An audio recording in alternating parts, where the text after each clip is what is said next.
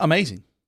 First of all, you realize that there are people that live for Alabama that would have given their right arm to have my job as the assistant basketball coach at Alabama.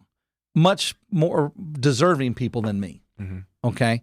But yet Avery reached out, said, "You're hired." I remember going up to originally he told me that if he gets a job, he's going to take me with him. So originally when he got the job at Alabama, he said, "Listen, right now my hands are tied." And I'm thinking to myself, yeah, but you said you were going to take me with you. I put your son on the Titans. I was thinking all these things, right?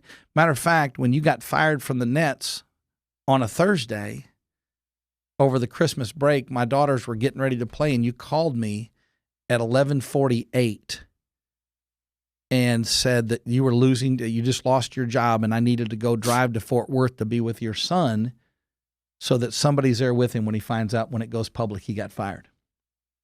I leave my daughter's game, which one of my daughters had 23 in the first half. I missed that. I get Avery Jr. I stay the entire day with him Thursday night, go back Saturday, spend time with him, and bring him back with me. And then get him to the Trouts. They get him on an airplane, fly him to Houston. So he says, my hands are tied. So I'm feeling sorry for myself. You ever done that before? Probably not. Yeah. And I remember we're playing in the MAC, where you guys were playing your games and practicing stuff. And I'm sitting there, on a what do you call a picnic table. And I'm watching a game on ESPN. I'm thinking to myself, here I am, supposed to be at a place like Alabama, and I'm sitting in the damn MAC, coaching Cade's team, Cade Cunningham's team, Mike Miles, right? Mm-hmm. Yep, Mike Feeling Miles. sorry for myself. And so I walked outside. I picked up the phone. I called Avery. He answered. I said, "Listen, man." I said, "You know what? I'm sorry for being selfish. I appreciate everything you've ever done for me. You've helped our program. I just want you to win. I want you to be the best. I want you guys to do great. Don't worry about me. Go get it. Walk back in." And all of a sudden, I get a phone call and says, "Hey, listen, I'm in town, Coach. It's Avery." I'm like, "Hey, what's up, Coach?" He goes, "Hey, you want to have breakfast?" I said, "Yeah." So I go over there, I'm meeting for breakfast, and he says, "There might be a chance.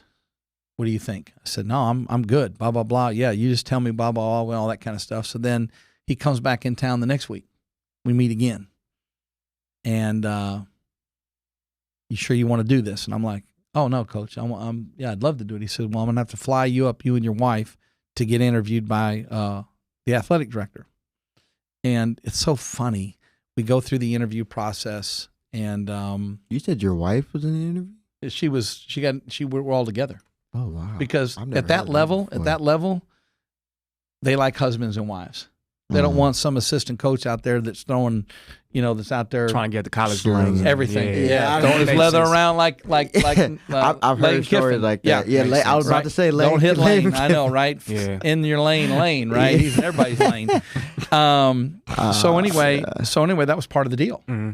So we fly back. I don't hear anything from Avery. It's probably, I don't know, 11 o'clock. We land in Love Field.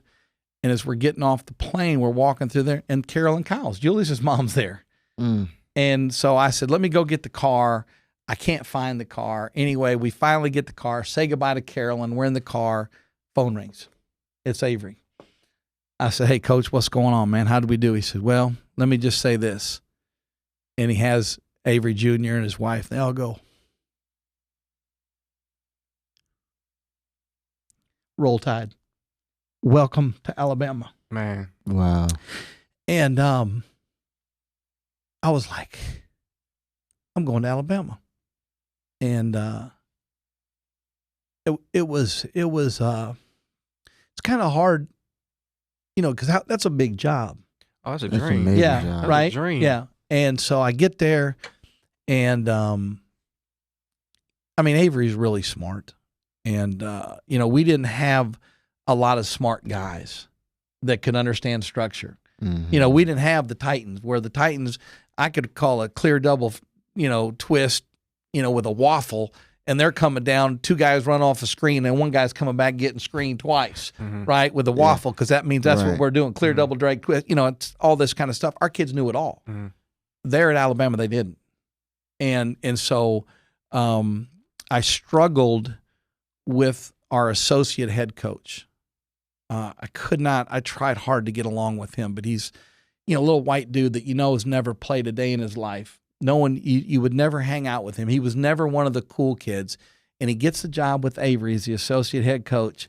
And it's not that he's not smart. It's just how he talks to people. He talks down to people all the time. And I used to I'm so grateful that I was the coach of the Titans, because Kenny changed that, because I used to think that was the way to do things. And then, you hear people, they're used to hearing that word all the time. No, they're not. They might be used to, nobody likes it, right? Nobody likes to be talked that way to. No, I know I don't, right? And it gets worse as you get older, trust me. And so I couldn't get along with the guy. I'm surprised Coach Avery had a guy like that on his staff. He fired him the next year. Yeah, he had to, because I've known just a little backstory in my relationship with Avery. I said on the podcast I'm from Houston, and me and Avery Jr. went to the honor roll school down in Houston together. So I've known AJ. I call him AJ. Sure. I've known AJ since we were first grade. And so my parents were close with his parents, especially Avery's wife, AJ's mom. Right. And my mom Cassandra. used to be really good. We used to be really, really good friends. And so I got to know them really well. And I still remember, you remember people even at a young age and their character, who Coach Avery was. I still have an autograph from him from when I went to his camp when I was in elementary school. And so just knowing him, it's like that. I can't even imagine him being around somebody who talks to people like that. And Avery never coached that way. Yeah, see, but this guy would get him so fired up, he'd start, because guys in the NBA don't coach like that. Right. Guy makes a mistake, it's next play. Yeah. Don't focus on what happened before. Next play, move on, blah, blah, blah, blah, blah, blah, blah. So anyway, it's to the point where I have a blow up one day with that guy. Let's just say, he wasn't ever going to talk to me that way again. And I remember the day I got fired. And I had a feeling it was coming. I just had a feeling. And I went to bed. And first of all, let me say this to you. Avery Johnson is really smart. I mean, he's an accomplished guy. And the people that you meet at Alabama are amazing people, because people that work there love the university. They are thrilled to be a part of it. Life lessons, just incredible friends to this day. Going to football games, you can't imagine playing at Kentucky, getting blasted, even though you got blasted at Kentucky was still great. I mean, it was just, gear. Like, you think the Nike YBL gives you gear, go to Alabama. I mean, I still got stuff like that in bags. Yeah, they sponsored. It's ridiculous. We had everything. Yeah. We had everything you could imagine. And I went to bed that night, and I woke up at 1:21 in the morning. Yeah. And there was a movie on TV called Up in the Air. It's where George Clooney and Anna Kendrick fly around and fire people. And that's on. I'm like, wow, that's weird. 7:20, I get a text message. It was Avery. Meet me at the Broken Egg for Let's Talk Recruiting. I knew I was getting fired. He'd never said anything to me ever before about firing me. But I'd been trying to talk to him about recruiting, about this one kid, and they didn't want to hear it. They didn't want to hear about Grant Williams. And I'm like, we need to offer Grant Williams a scholarship, blah, blah. I mean, I went through this whole thing. Grant Williams ended up playing at Tennessee. All-American, first-round draft pick, Boston Celtics. Wanted to come to Alabama. Whole different story. Wow. Avery called me 3 months ago and says, Coach, if I hear my wife Cassandra one more time say, I should have listened to Coach Scott about Grant Williams. And that's a whole different conversation for a different day. And so I go meet him at the Broken Egg, and I'm there early. I'm early all the time. Very rarely will I ever be late. And I look up, and here comes Avery, pulls in. I say, hey, Coach, what's going on? He looks at me, goes, hey, Coach, puts his head down. Oh, man. Shit, I knew something wasn't right? Yeah. And so he walks tough. in, sits down. He says, Coach, let me just say this to you. I'm not going to renew your contract next year. I said, you're firing me. And he goes, I'm not firing you. I'm not renewing your contract. I said, Avery, thank you very much for the opportunity, but I'm going to tell you this. You fired the wrong guy. The guy that you think is that guy, ain't that guy. You'll see. Thank you very much. Get in my car, and I was trying to figure out. I wasn't going to tell my wife. Well, I didn't tell my kids right away. Mm-hmm. And I was thinking to myself, what can I do? How can I figure, I'm going to try to get another job.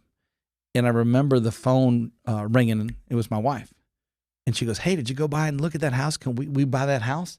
And I said, no, we don't have to worry about that house anymore. She goes, oh, did somebody buy it? I said, no, ma'am. I said, no, honey. I said, I got fired. And I put myself in I put my family in a bad spot. $200,000, not a bad salary, not a great salary, but $200,000. And, could have been my future. That's what I looked at as my life was going to grow older. I was going to be his assistant coach and sit by him, right? And help make him greater than he was. That was my whole goal. My goal was never to replace him, be better than him. It was for me to serve him. Mm-hmm. That's how, honestly and truly, that's how I looked at it. And because I couldn't get along with this little guy, and I didn't achieve enough. Mm-hmm. And I people ask me all the time, what's one of my biggest life lessons? I didn't work hard enough. I got outworked. Never. Hard work's not a talent. It's a discipline. Anybody can be a hard worker. And I didn't put enough time in. And I really believe had I got a chance for one more year, I could have got my legs underneath me. I think, honestly and truly, I think I could have really done a good job there. But it was the hardest life lesson. And here's the irony of it all.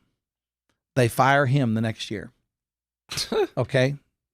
They don't take Grant Williams. He wasn't going to take Herb Jones, and I call him up on the phone. He calls me up, says, how you doing? And I said, well, hell, you want to know how I'm doing? I'm going to tell you, I'm not doing very good right now. I can't get a job. I've been in the finals here for this one final, and something's not right. I'm not getting hired. And I said, you know what really bothers me? You got a guy that lives 30 minutes down the road that wants to come to Alabama. He's an Alabama kid, and you're going to listen to Bob Simon, little white dude, tell you that Herb Jones ain't good enough. Herb Jones signed the largest second-round draft pick contract ever in the history of the NBA this year. Got drafted. Jeez. And he took Herb Jones. Petway calls me up later that afternoon. He says, what did you say to Avery? I said, what, did he offer Herb a scholarship? He goes, yeah, he did. I said, just know I said enough. Right? It was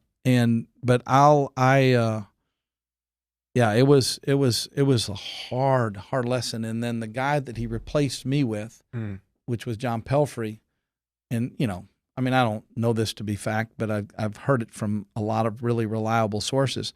He wanted Avery's job.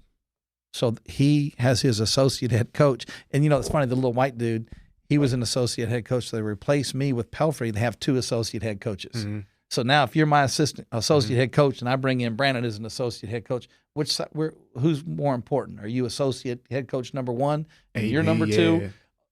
Conflict. Yeah. Pelfrey ends up, they say, it's like having two girlfriends that don't basically. And as long as and plus both of them know about each other. Right. In that situation. It's dangerous. Yeah. Right. Yeah. And so Pelfrey's the guy that ended up getting him fired. And Avery Jr. calls me and says, Coach, you were the only guy that was truly loyal to my dad. I sent Avery a podcast that I was interviewed on or for radio station about our win at LSU, about me just bragging about Avery. Mm-hmm. I didn't want his job. Yeah. I wanted to serve him. Hardest thing I ever had to go through. I just commend, you came in with a pure heart. You had pure intentions the whole entire time.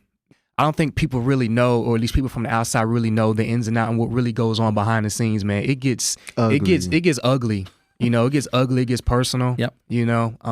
But you did what you had to do, and now you are where you're at today.